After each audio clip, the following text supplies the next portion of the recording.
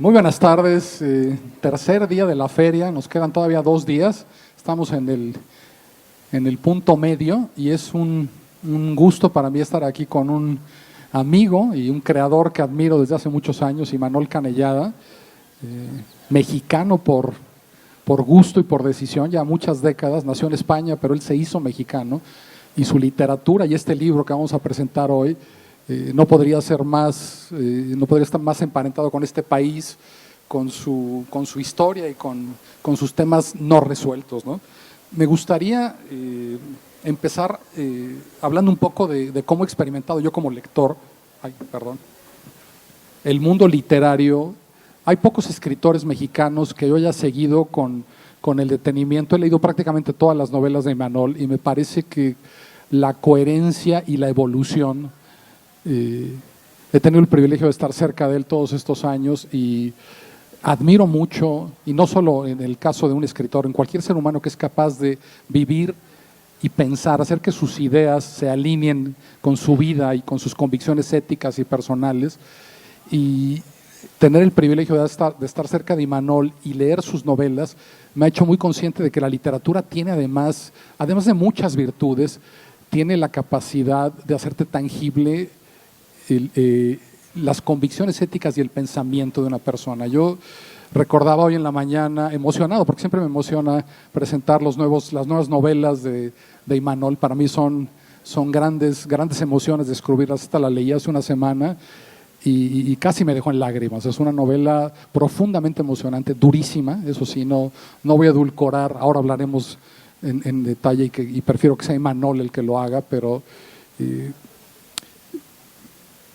pensaba en esa primera presentación en la que presentamos La fiesta de los niños desnudos, que está centrada en un personaje, Goyo, un maestro en una universidad que abandona todo para perderse en el mundo de la marginalidad, convertirse en un vagabundo y empezar a ver el mundo desde la perspectiva de alguien que vive fuera de nuestra realidad, de nuestra cotidianidad y que nos forza a vernos y a ver lo que nos parece normal como algo totalmente extraordinario, ¿no? Y ese es uno de los grandes talentos de Imanol, desde esa primera novela que leí hasta esta que presentamos hoy, Cuerpo sin nombre, ¿no?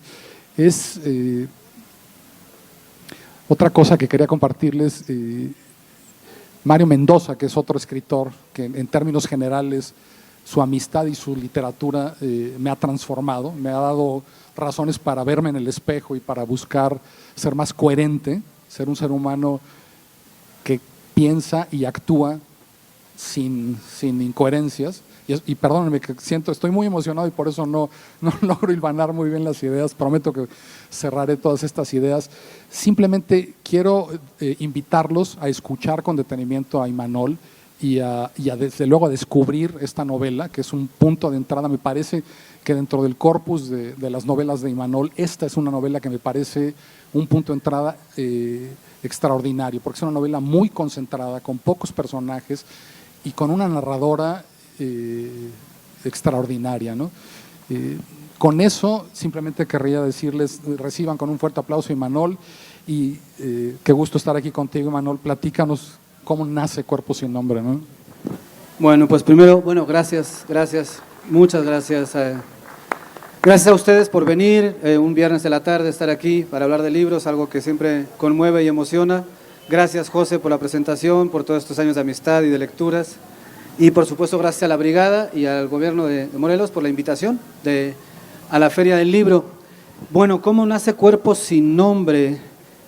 Cuerpo sin nombre nace de una profunda herida que todos tenemos en este país y que se refleja en este mosaico de rostros que hay aquí atrás, ¿no?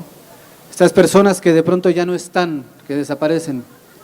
Cuerpo sin nombre es una novela atravesada por este tema, el tema de las desapariciones forzosas en México, pero desde una perspectiva muy íntima y muy doméstica. Es decir, hay una infinidad de películas, de documentales, de novelas incluso, de ensayos, de trabajos sociológicos que tratan el tema de los desaparecidos, pero el tema de los desaparecidos como un problema político, que lo es, por supuesto, social, que lo es, por supuesto, público, ¿no? conocemos estas asociaciones, estos colectivos de mujeres y hombres que buscan, pero a partir del conocimiento de esta realidad brutal, de esta realidad sangrante y terrible que vivimos en este país, el de las desapariciones forzosas, que yo creo que es el problema más terrible que vivimos, yo me empecé a preguntar con cómo se vive cuando alguien no está, cuando alguien ya no está y no sabes dónde está. ¿Cómo se vive con esta incertidumbre? ¿Cómo se despierta una madre, un padre, un hermano, que son los tres protagonistas de la novela? ¿Cómo abren los ojos y se despiertan, desayunan y hay una silla vacía? Y ven un programa de televisión que le gustaba a la persona que no está. Y escuchan una canción que le recuerda a la persona que no está. Y lo peor de todo, que es un poco lo que trabajé en esta novela, esta parte íntima, y el otro aspecto es la persona que no está, cómo existe en quienes la buscan y en quienes la extrañan. Y existe en el peor de los infiernos, porque mientras no hay una evidencia, o bien de un cadáver, o bien de alguien que es encontrado vivo, en el menor de los casos casi siempre se encuentran ya muertos. Mientras pasa esto, que pueden ser años, en muchos casos toda una vida, estas personas existen en un infierno que es el infierno de la imaginación de las personas que lo extrañan. Esta novela explora estos universos, no tanto el de la acción pública política, de la búsqueda, que también aparece en la novela, porque sí es algo fundamental para entender el fenómeno, pero sobre todo tiene que ver con esto. Y además, bueno, es una novela que, a diferencia de otras novelas mías, por primera vez ensayo un tono y ensayo un género que no había trabajado antes.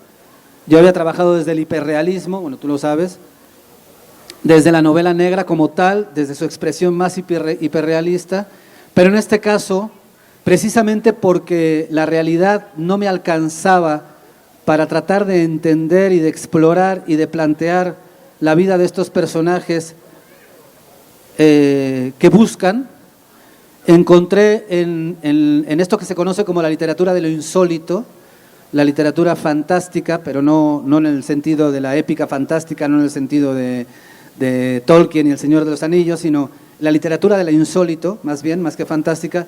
Encontré la manera de poder narrar la historia de esta familia que busca a su hija. Y por ejemplo, algunos de los aspectos que manejo en la novela, que son símbolos que tratan de expresar con mayor fuerza una realidad que nos ha rebasado y que por lo mismo somos insensibles a ella. Algo que nos ha sucedido como sociedad es la insensibilidad, lo cual es normal, ¿no? Reaccionamos, silenciamos el dolor, lo acallamos, cerramos los ojos, dejamos de ver este dolor porque es imposible vivir con este dolor, ¿no? Porque cómo vivimos con el último hallazgo, ¿no? El de Jalisco, el de este famoso rancho que ahorita está sonando y que está todos los días está en las noticias, de una manera frívola, de una manera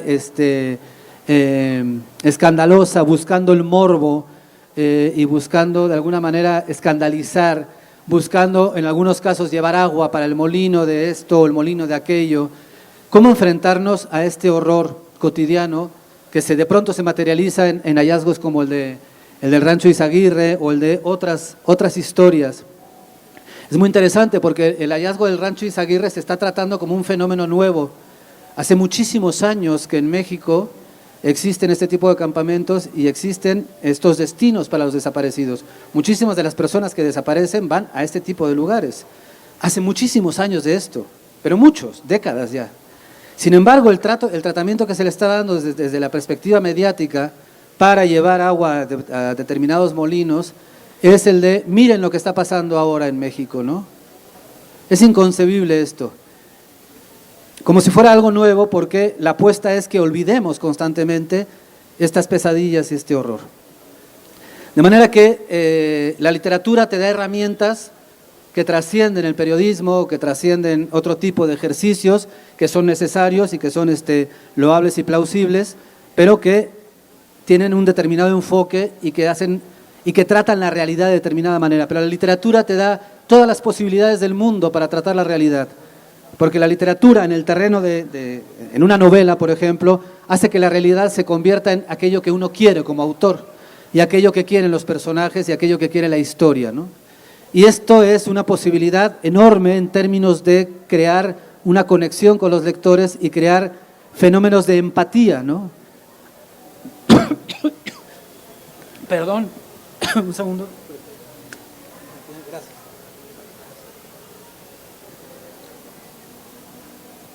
Algo se me atoró en la garganta. Bien. Entonces, en esta novela exploré este tono, el tono de lo insólito, de lo extraño, para hablar de un tema tan doloroso, tan real, pero tan silenciado y tan olvidado.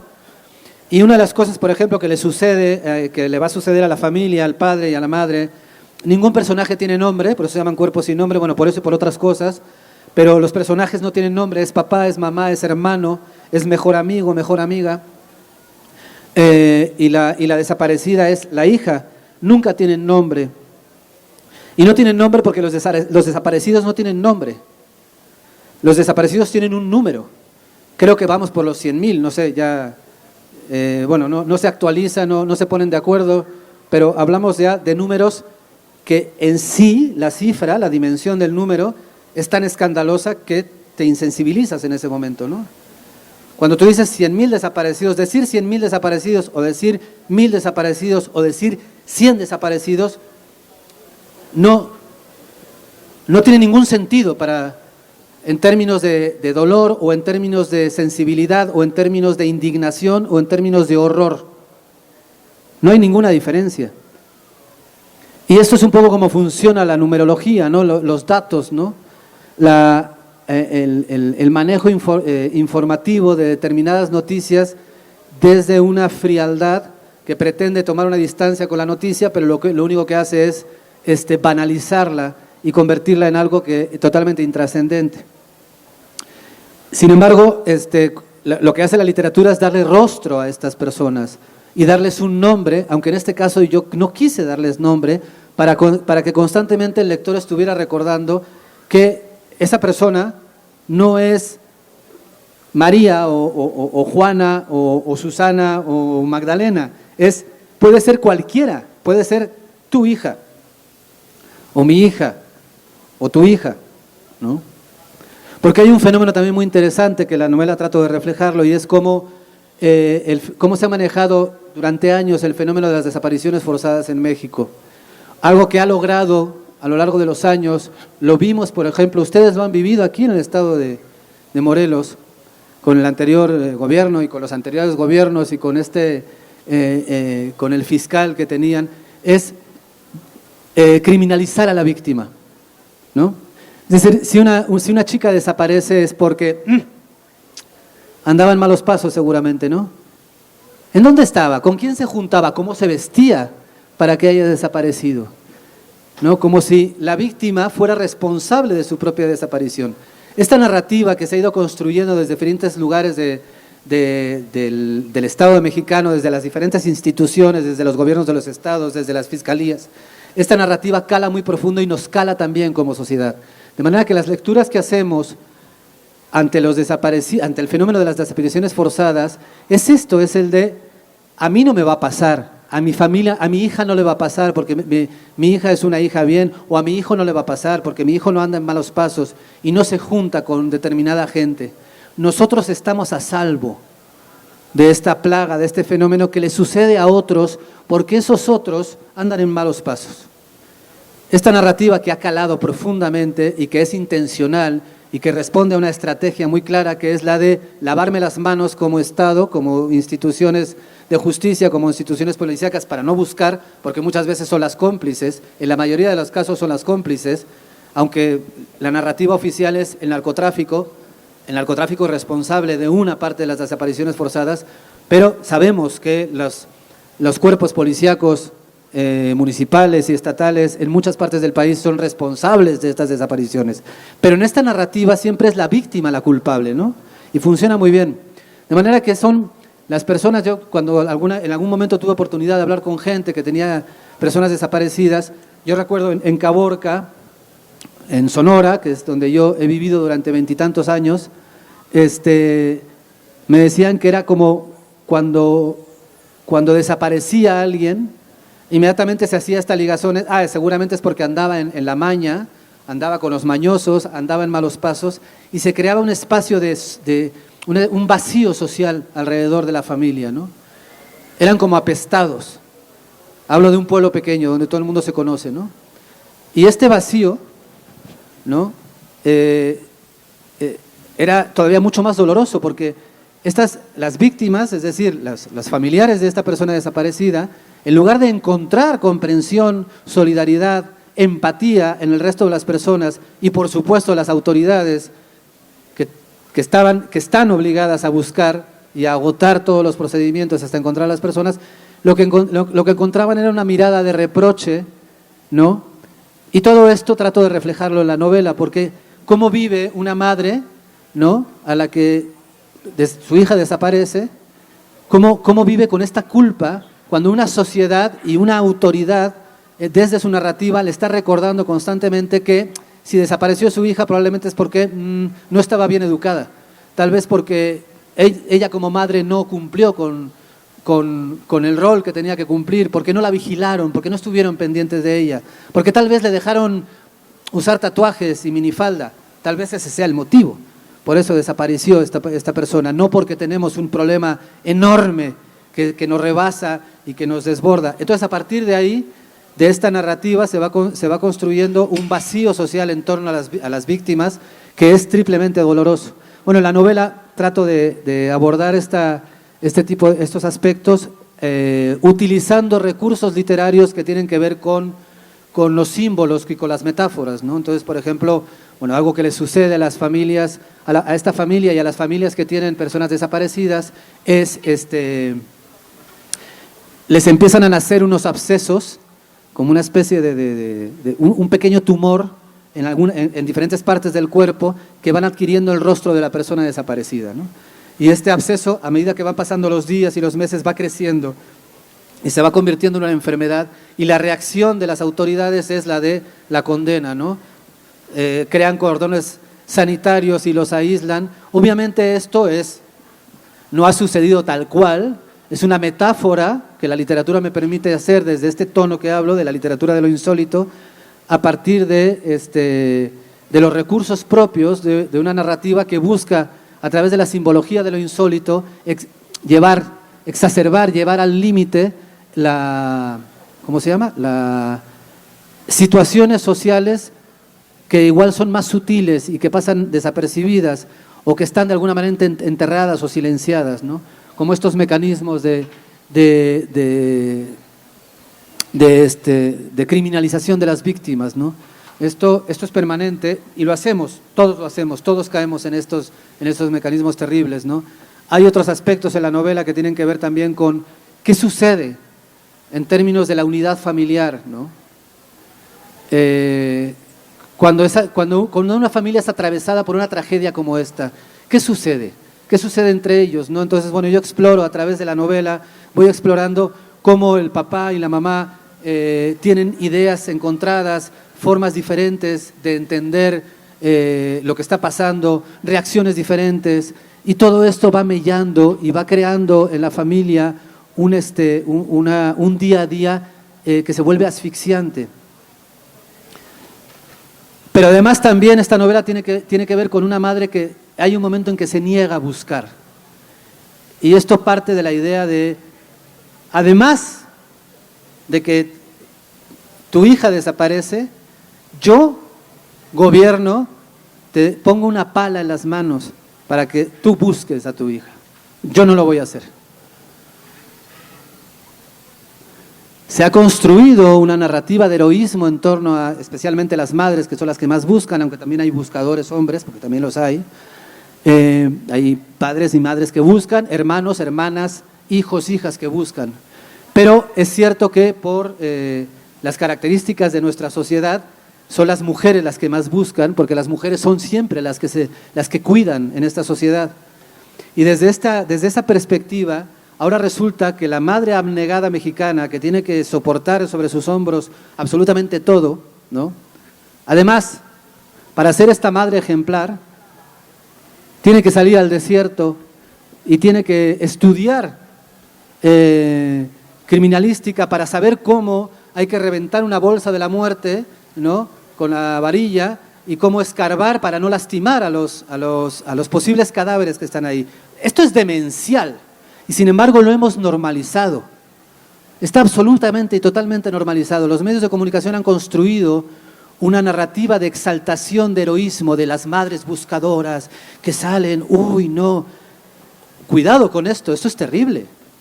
Yo insisto, además de la madre tener que cuidar a sus hijos y tener que trabajar y tener que llevar el sustento, ¿no? Y tener que cargar con una serie de situaciones, además tiene que salir con una pala y una vara a buscar en el desierto a alguien que ha desaparecido. Entonces, esta novela trata, el personaje, la madre, trata sobre una mujer que llega un momento en que dice, yo no quiero buscar. ¿Y qué pasa, no? ¿Qué pasa con una mujer que dice no quiero buscar, no? Las novelas se construyen siempre a partir de preguntas, ¿no? Normalmente uno se hace preguntas y trata de alguna manera de encontrar respuestas a través de los personajes y a través de la historia que cuenta con esos personajes. Y un poco esta pregunta a mí me obsesionaba, ¿no? ¿Qué pasa con las madres que no buscan? Digo, si hay 100.000 desaparecidos, no hay 100.000 madres buscando. Está claro que no. Hay muchas mujeres, muchas personas en general que no buscan. ¿Y qué pasa con estas personas que no buscan y que están esperando que la autoridad responda, que las policías estatales, que las policías municipales hagan su trabajo, que las fiscalías, que las comisiones de búsqueda hagan su trabajo, ¿no? Y que no lo hacen, para bien o para mal, no lo hacen, eso lo sabemos, por muchas cuestiones, por muchos aspectos coyunturales que tienen que ver con un montón de cosas. No es tan fácil decir porque los policías no quieren buscar, no es así, hay toda una trama que tiene que ver con faltas de presupuesto, que tienen que ver con falta de capacitación, que tienen que ver con falta de voluntad de parte de quienes están arriba, que tiene que ver con colusión, que tiene que ver con indolencia, que tiene que ver con una historia histórica detrás que niega el delito como tal. De hecho, ni siquiera era un delito. La primera respuesta que tenían una persona a la que se le desaparecía a alguien, quien fuera, la primera respuesta, por ejemplo, si a ti se te desaparecía una hija y tú ibas a denunciar, la primera respuesta era, seguramente se fue con el novio. Esa era la primera respuesta. Y la segunda respuesta era, seguramente se fue con el novio. Va a aparecer. La tercera respuesta era, seguramente se fue con el novio. No había, ni siquiera había protocolos para la búsqueda. Esto es algo muy reciente. Y es algo que ha conseguido la sociedad civil, que ha conseguido estos colectivos, que después de presionar, después de poner el ejemplo, después de jugarse la porque se juegan la vida cuando salen a los desiertos a buscar, han obligado a las autoridades a crear protocolos y comisiones de búsqueda y estrategias de búsqueda. Malamente, pero lo han logrado. Pero es que ni siquiera existía eso, hasta hace muy poquito. No había tal. La respuesta era esa. Y si era un adulto, seguramente se fue por cigarros y jamás regresó, ¿no? Esta frase muy típica que era como muy socorrida, ¿no? Bueno, en la novela trato de explorar precisamente a través de este personaje, de esta madre, una madre que no busca, una madre que llega un momento que es la posibilidad de encontrar a su hija en una fosa es tan fuerte que decide no buscar. ¿Y qué pasa cuando decide no buscar? ¿Qué sucede con ella? No les voy a contar porque pues, la idea es que lean la novela, espero. pero bueno, son un poco algunos de los elementos que exploro en esta novela que tienen que ver con, como decía, la parte más íntima. Trato de entrar en esta familia y de contar esta parte íntima, el día a día, lo que significa que despertarse, abrir los ojos y desayunar y que esa silla esté vacía. ¿Qué significa eso? Porque creo que ahí es donde está la verdadera dimensión del horror que vivimos. No en los números. Los números, insisto, no, decir que en México hay 100.000 desaparecidos no nos dice absolutamente nada, nos deja frío. Pero insisto, y ese es el poder de la literatura, tal vez si conocemos la historia de una familia y lo que significa que esa silla esté vacía, en términos simbólicos, ¿qué es lo que trabaja la literatura? Los símbolos. La literatura trabaja la realidad a través de los símbolos, y esto es lo grandioso del propio ejercicio literario, ¿no? En general. Tal vez ahí podemos entender la dimensión del dolor que esconden estas cifras que se han vuelto tan cotidianas, que han banalizado tanto la tragedia, que ya ni siquiera la vemos, ¿no?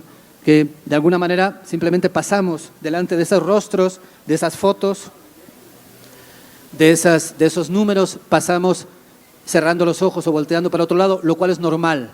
Cuidado, no estoy juzgando, porque todos lo hacemos, es normal, es una manera de sobrevivir, es imposible de otra manera sobrevivir. Pero creo que la literatura tiene esta posibilidad, la posibilidad de explorar esos huecos, esos rincones, desde lo posible, que es lo que explora la literatura. Esto puede ser así, no es así, para eso están otro tipo de disciplinas que buscan una verdad, ¿no? La literatura no busca una verdad, la literatura lo que busca es, a través de los símbolos, explicarse la realidad de alguna manera, o explicar ciertas realidades, explicar ciertos comportamientos humanos. Y a través de estos símbolos podemos explorar estas intimidades que yo trato de explorar, por supuesto, no sé si lo logro, ustedes lo dirán si leen la novela, a través de los personajes que aparecen en esta novela, atravesados por esta tragedia, en un universo distópico, gobernado. Una de las cosas, por ejemplo, que hago en la novela, que tiene que ver también con lo insólito, con la literatura de lo insólito, una de las cosas que hago es el retrato de las autoridades, ¿no? El retrato que hago de las autoridades no es un retrato realista, es muy kafkiano, de alguna manera dialoga con la tradición de Kafka, en el proceso, por ejemplo, o en la metamorfosis, y en esta novela las autoridades son unos seres que tienen de alguna manera características de reptil, son como unos seres monstruosos, pero más allá de eso nunca son descritos, nunca explico en la novela por qué estos seres son los que gobiernan ese lugar, pero sobre todo, otra vez, a través de los símbolos, de la representación de la autoridad, a través de estos seres viscosos, pantanosos, resbaladizos, absolutamente insensibles, totalmente burócratas, lo que trato es de alguna manera de explorar y de plasmar en la novela cómo las autoridades se relacionan con las víctimas, la manera absolutamente insensible, burlona, cínica, repugnante con que las autoridades, que están obligadísimas, porque esa es su primera función, a proteger, a buscar, a proporcionar un grado de consuelo, de certeza y de seguridad, todo lo contrario, van construyendo narrativas en las que alejan a las personas. Para cualquier persona que tiene una persona desaparecida, acudir a un ministerio público, acudir a una comisión de búsqueda, poner una denuncia, es enormemente tortuoso. Es algo terrible, pero terrible. Es una experiencia difícil de describir, tan dolorosa como la pérdida misma, como la desaparición misma. Entonces, lo que hago en esta novela es recurrir un poco a ciertas estrategias narrativas que tienen que ver con lo inexplicable, con esto de la literatura de lo raro, de lo insólito, y las autoridades son descritas como estos seres viscosos, escurridizos, insensibles, incapaces de tener un grado de empatía con las víctimas, que acuden desesperadamente en busca de respuestas, en búsqueda de consuelo y de apoyo, y que lo que encuentran precisamente es un silencio y, sobre todo, insisto, como decía al principio, una construcción dialéctica en la que lo primero que hacen es responsabilizar a la víctima de su propia desaparición. Eso es un mecanismo que está en todo el país, lo vamos a encontrar, ¿no? Porque decir seguramente se fue con el novio es inmediatamente responsabilizar a la persona que desapareció.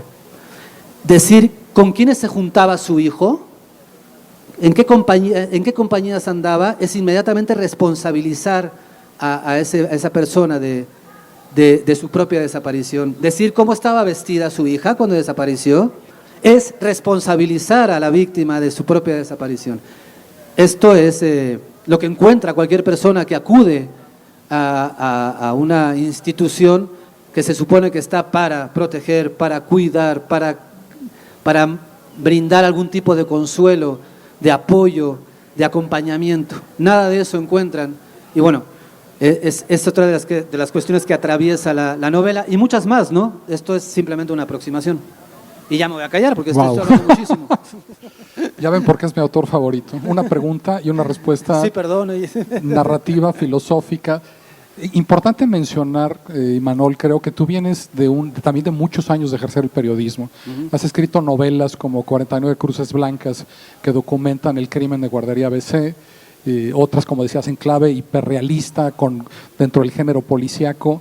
Esta novela insólita me parece que también proviene por lo menos el ímpetu, ya explicaste muchos de los aspectos que la diferencian de una crónica periodística sobre un desaparecido. Sí, claro. Todo lo que la literatura hace, que solo la literatura puede hacer, es ponernos a empatizar, enseñarnos lo importante que es entender quién explica, desde dónde se enuncia, quién cuenta la historia.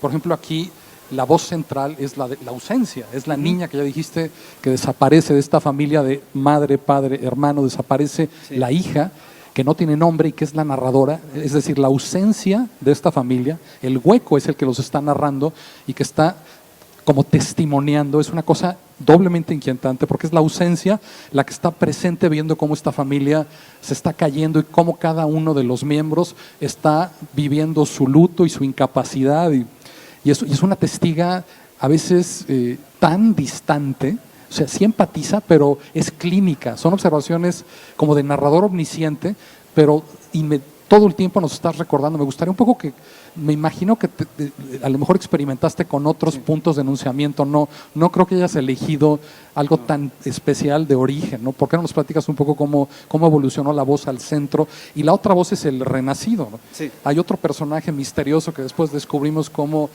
se engarza, que es otro punto de enunciación de otro desaparecido. Así es. Que regresa, pero que también es un símbolo, creo que muy interesante y que como una trenza engarza la novela, ¿no? Muy bien, sí, de hecho la voz son dos historias y una de ellas está narrada precisamente desde la ausencia, desde la persona que está desaparecida. No se sabe desde dónde narra desde un no lugar y desde ese no lugar. ¿Por qué terminé narrando la historia de esta familia desde esta voz? Al principio ensayé con una voz omnisciente más tradicional, con la voz de la madre, con la voz del padre, pero me ganaba el melodrama, que es uno de los grandes problemas que tenemos, ¿no? En términos literarios, somos un país melodramático, ¿no? Nos encanta el melodrama y narramos desde el melodrama. Es muy difícil que nos escapemos de esto. El problema del melodrama es que el melodrama exacerba las emociones, ¿no? Y en términos literarios, la exacerbación de las emociones lo que hace es hundir la historia, ahogarla. Aquí ya estoy poniendo un poco técnico, ¿no? Ya tiene que ver más con preocupaciones literarias, no tanto temáticas sociales, políticas, sino más bien con el tema literario.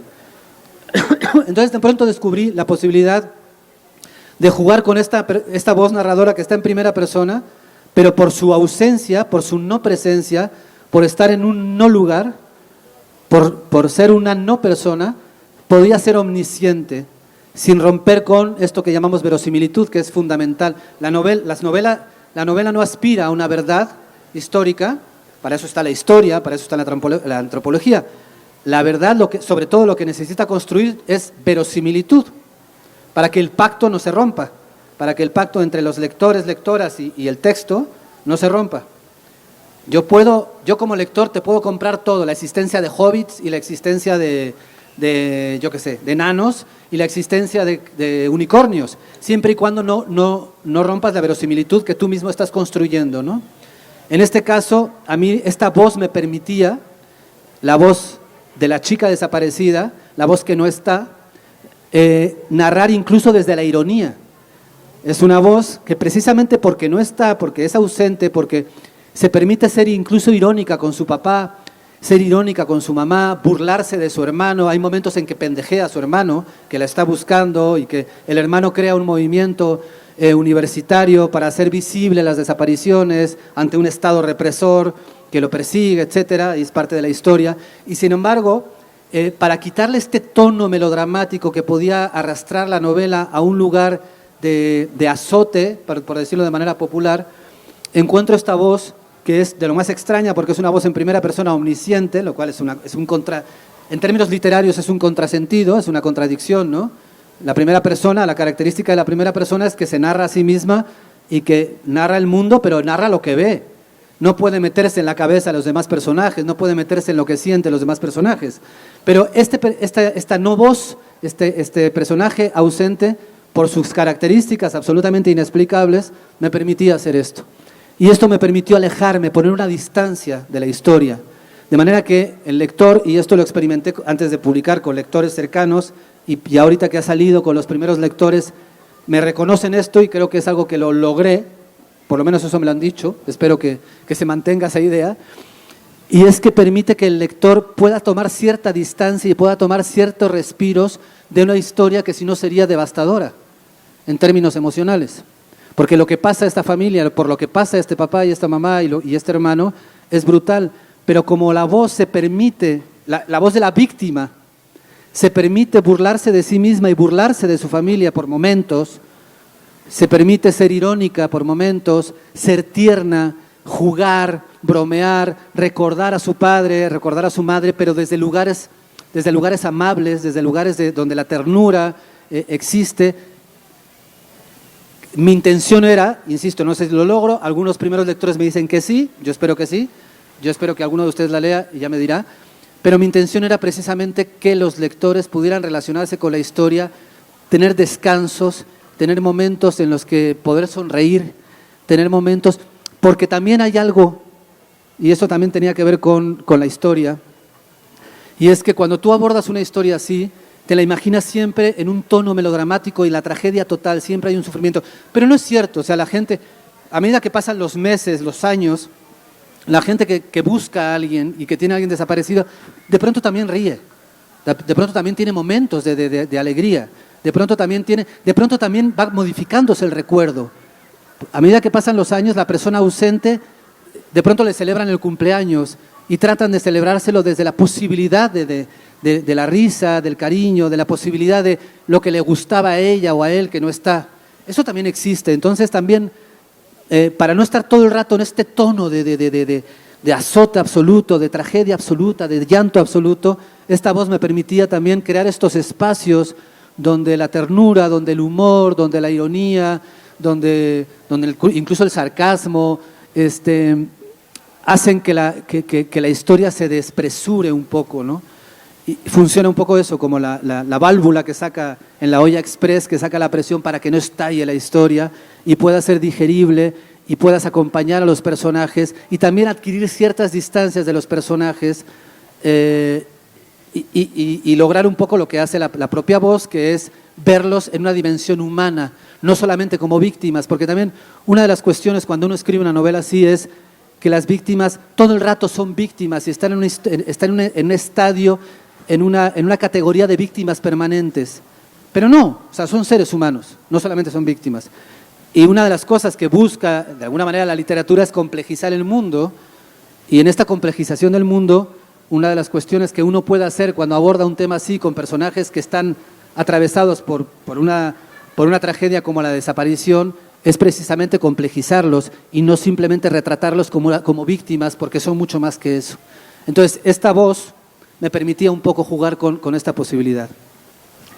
Y el otro personaje, bueno, no sé si quieres hacerlo. Justo el Renacido. Y el Renacido, el personaje del Renacido es un contrapeso. Mientras que la historia de ella, de la chica desaparecida, está contada desde la ausencia, es decir, ella no está, desde la búsqueda. La otra historia, que es el de un chico, es un adicto, que es secuestrado por el crimen organizado en un anexo, en un centro de rehabilitación, al que su familia lo mete ahí porque es un adicto a la piedra, al crack, consume cristal, fuma cristal y es un adicto. Y entonces, es secuestrado y es llevado a uno de estos campos que se acaban de descubrir, ¿no? Porque no sabíamos que en México existía esto. El de Jalisco, pero es que existen en todo el país, existen desde hace muchísimos años. Pues sí, claro. Adelante, adelante.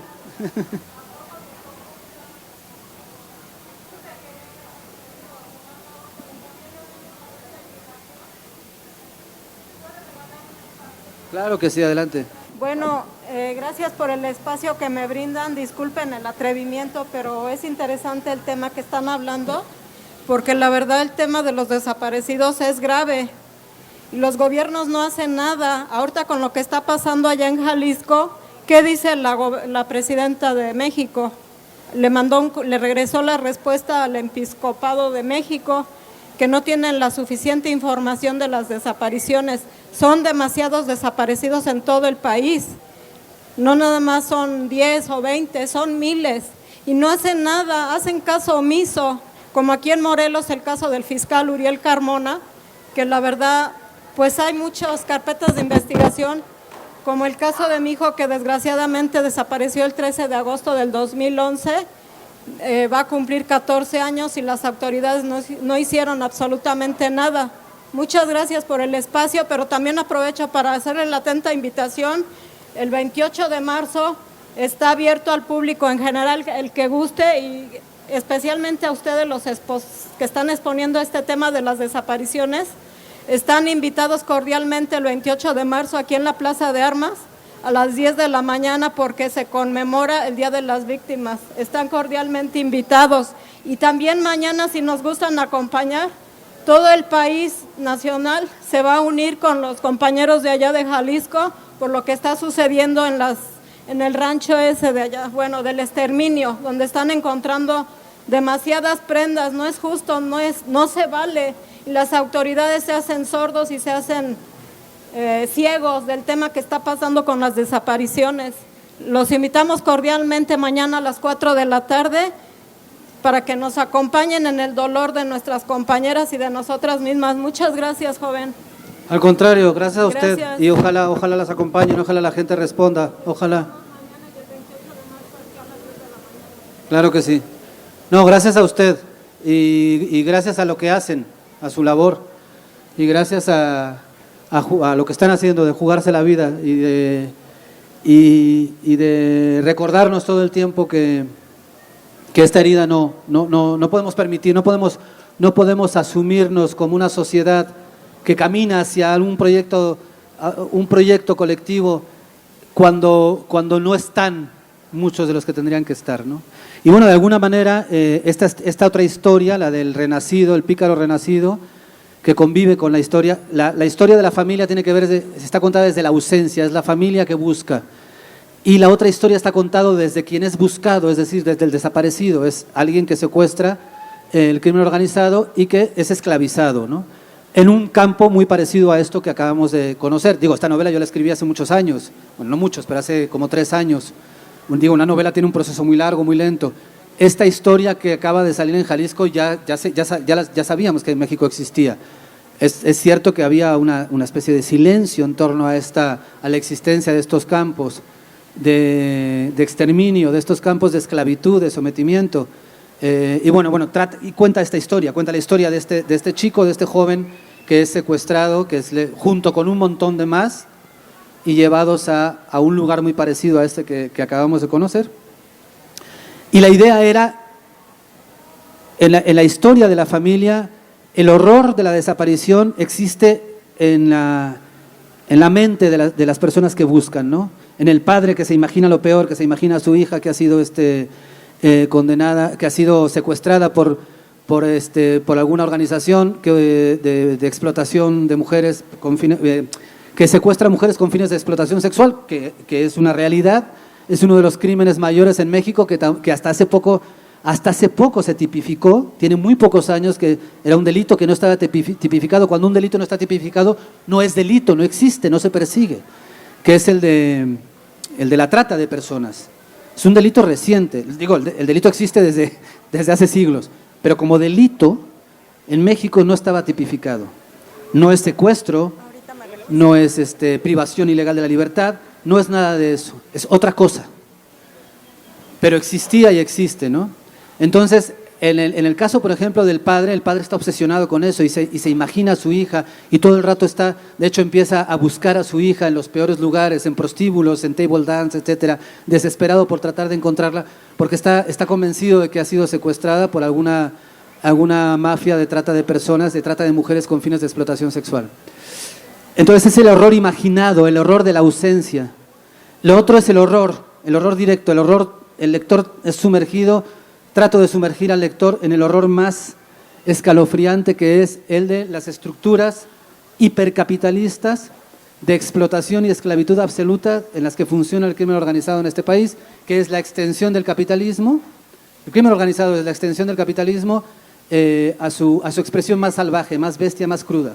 Es una estructura económica, no es una estructura terrorista, ni mucho menos, eso es una payasada de Trump, es una estructura económica que funciona para generar dinero y para enriquecer a mucha gente, no solamente a los 19, ¿o cuántos eran? ¿19? ¿Cuántos mandaron ahorita a Estados Unidos? Esos son las fachadas, esos son los rostros, eso es lo de menos. Esta idea, esta narrativa de que ellos son los responsables, no, para nada. Es una estructura económica que funciona y funciona muy bien, que inyecta muchísimo dinero al sistema financiero, un sistema financiero que está permanentemente en crisis, porque el capitalismo como sistema ha fracasado hace mucho tiempo, no nos lo dicen, pero ha fracasado el capitalismo como sistema económico, y una de las partes que sostiene el sistema capitalista, el sistema económico capitalista, una de las actividades que lo sostiene precisamente son las actividades ilegales que inyectan, porque el dinero se tiene que blanquear, se tiene que limpiar, se tiene que lavar. Y para lavarse, ese dinero tiene que entrar al sistema financiero. Bien, a quien más le conviene que existan estas estructuras paralelas de explotación capitalista salvaje fuera de toda ley, precisamente es al sistema financiero. Porque el sistema financiero todo el rato está beneficiándose de este círculo, ¿no?, que no termina nunca, de lavado de dinero, ¿no? Entra y sale el dinero. Y bueno, de alguna manera, este personaje, en su ingenuidad, es un joven adicto que estaba ahí tratando de recuperarse en un centro de rehabilitación y que es secuestrado junto con un grupo de jóvenes más y sumergido en el horror, en un horror que nos cuesta entender que existe, pero que está ahí. Digo, ahorita, esta es una pequeña muestra, lo de Jalisco, y este horror, este infierno por el que pasa el renacido, es el contrapunto, ahí de alguna manera el lector se asoma a este infierno de la persona desaparecida. Mientras que la historia de la familia es la angustia de quienes buscan, aquí es la historia de alguien la historia viva en directo de alguien que ha desaparecido, ¿no? ¿Por qué y cómo ha desaparecido? Cuidado, no es el único destino de los desaparecidos, que tampoco nos engañen con esto, O sea, el Estado, las instituciones policíacas permanentemente desaparecen gente y luego dicen, fue el narcotráfico, fue el crimen organizado. O sea, el Estado también utiliza el mecanismo de desaparición forzada contra opositores, contra campesinos, contra gente, contra defensores de la tierra, ¿no?, que molestan, que estorban en el proyecto neoliberal capitalista y utiliza el mecanismo de desaparición forzada en un marasmo, ¿no?, en el que es muy fácil siempre culpar al narco, decir, todo es culpa del narco, si pasa algo es el narco. No, o sea, sí es uno de los destinos de los desaparecidos, por supuesto, pero no es el único. Hay otros motivos y otras causas por las que las personas desaparecen en este país que tienen que ver directamente con las grandes empresas extractivistas. Los defensores del territorio en este país desaparecen y son asesinados constantemente, y no es el narcotráfico, sino que es las grandes empresas coludidas con autoridades que les hacen el juego, ¿no? Entonces, bueno, esta es, de alguna manera, esa otra historia, la del pícaro renacido, que bueno, si leen la novela sabrán por qué se llama El pícaro renacido, tiene que ver con esto. Como ven, la literatura hace cosas. Leer esta novela no se parece nada a ver un noticiario, a leer una crónica periodística sobre todos estos temas que ha tocado Imanol en esos formatos periodísticos. La literatura nos hace, todos estos temas nos los hace vivenciales, nos los hace memorables. Leer esta novela, a mí que les dije que casi me dejen ya en lágrimas, el final, que no, tampoco lo quiero, pero la decisión, que es un momento, ese final es el preámbulo a esta decisión de la madre, ella tiene derecho a terminar este ciclo, ¿no? Elige convertirse en buscadora, como bien ya explicabas, tiene que pasar por todo un procedimiento de aprender, solidarizarse con sus amigas, vivir otras tragedias, solidarizarse con otras familias, con otras madres, hasta que su energía y su propia familia, la tragedia creciente de su propia familia, la obliga a cambiar de estrategia y a reconocer sus límites. Y es profundamente emocional. Para mí fue muy memorable la decisión de esta madre que decide: yo no puedo más, me tengo que salvar, no puedo salvar a nadie más si yo misma me muero tratando de encontrar a mi hija, ¿no? Estos momentos en los libros, en las novelas de Imanol, para mí, que les hablaba de la fiesta de los niños con este personaje Goyo que abandona el mundo, que me recuerda mucho al Pícaro Renacido, por cierto, yo vivo con ellos, ¿no? Y son espejos, posibilidades reales, ¿no? Porque es la otra dimensión de la literatura, ¿no? La empatía con estos personajes es tal que tú dices, pues sí, esto me puede pasar a mí mañana. Yo me siento muy tranquilo, muy seguro, y ignorando todas estas cosas que en el caso de los desaparecidos son realidades crecientes que se están comiendo a más y a más mexicanos. Y esta novela me lo hizo más tangible, se va a quedar conmigo más años que cualquiera de estas experiencias, y por lo tanto creo que la literatura sí cambia el presente, ¿no? Leer una novela como esta nos deja un compromiso y una visión del país que por lo menos en mi caso me es muy útil, ¿no? Yo agradezco los años y el oficio que implica poder poner en la mesa una novela como esta. Ya te felicité hace un par de semanas y lo vuelvo a hacer ahora en público. Tus novelas para mí siempre son momentos. Yo ya te digo, la fiesta de los niños, Litio hace unos años que ganó el premio Hamlet, que tiene que además la coherencia, y esto lo dije al principio y no lo expliqué bien, la enorme coherencia de tu trabajo, de todas tus novelas, tu compromiso y tu crítica al sistema capitalista, tu solidaridad con los que no tienen voz, atraviesa todas tus novelas que son distintas, experimentales como esta, pero que están cruzadas por una ética y por una visión de la vida que a mí me ha transformado, ¿no? Y entonces, pues yo las agradezco. Nos quedan unos minutos, no sé si quieras, nos quedan 5 minutos, si alguien quisiera preguntar algo en los últimos minutos, por ahí has dado el micrófono, si se lo pueden acercar aquí, gracias. La novela está en esa mesa, por cierto, está en 270 pesos y se la llevan firmada, así que no pierdan la oportunidad. Ojalá. Gracias. Maestro, sé que cuando hacen estas novelas, generalmente de literatura pues más cruda, ¿no? Literatura negra. ¿Cómo fue tu proceso? Es decir, sé que casi se vuelven doctores de investigaciones de este tipo.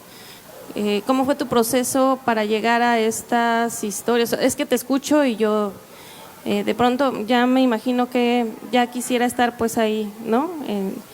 Necesito algo como para empezar a sumergirme en ese ambiente, en este personaje que dices, o eres una madre o eres la persona que está, el personaje principal.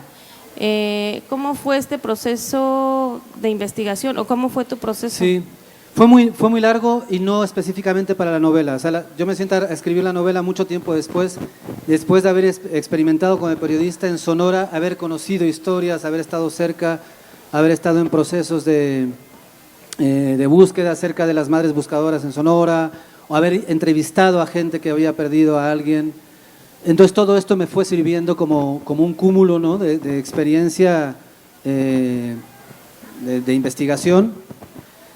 Cuando yo me siento a escribir la novela, todo esto ya había sucedido en diferentes momentos, en diferentes etapas de mi vida periodística. Había tenido la triste oportunidad de estar cerca de procesos dolorosos como estos, y todo esto me sirvió a la hora de sentarme a construir los personajes, a contar la historia, ¿no?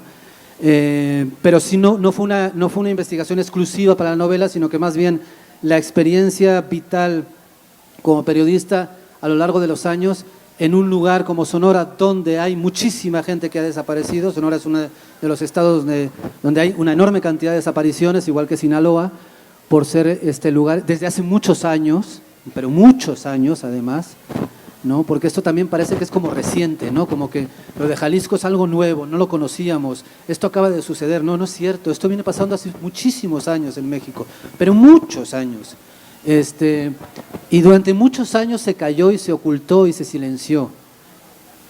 Entonces hay que tener mucho cuidado también cómo se está manejando ahora la información, porque se está manejando de una manera sensacionalista con intereses muy específicos, cuando durante muchos años lo que interesó fue callarlo, porque se callaba, pero estaba ahí, era un hecho. Y entonces, bueno, sobre todo fue un tema de ir acumulando experiencia a lo largo de los años como periodista, de conocer este tipo de historias. A la hora de sentarme años después a escribir la novela, bueno, fue un poco evocar y traer al presente escritural, al momento de la escritura, traer un poco todas estas voces que yo había conocido como periodista, releer algunas de mis piezas, de mis entrevistas, de mis crónicas, y así un poco fui construyendo la historia, ¿no? Pero no fue tanto una investigación específica para la novela, sino, por desgracia, cuando haces cierto tipo de periodismo, este tipo de historias son cotidianas, te van acumulando, las vas juntando, te las vas conociendo, se convierte en algo que es parte de tu día a día, ¿no?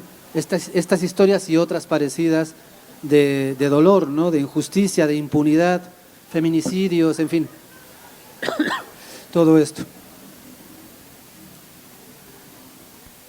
Hay una mano por ahí, ya tenemos que terminar. Ya casi, sí quedan 4 minutos. 4 minutos. Una ya está Galo más. Mora aquí. ¿Una pregunta, sí? Sí, una ¿No? pregunta perdón. breve, sí. Es que no lo veía, disculpe.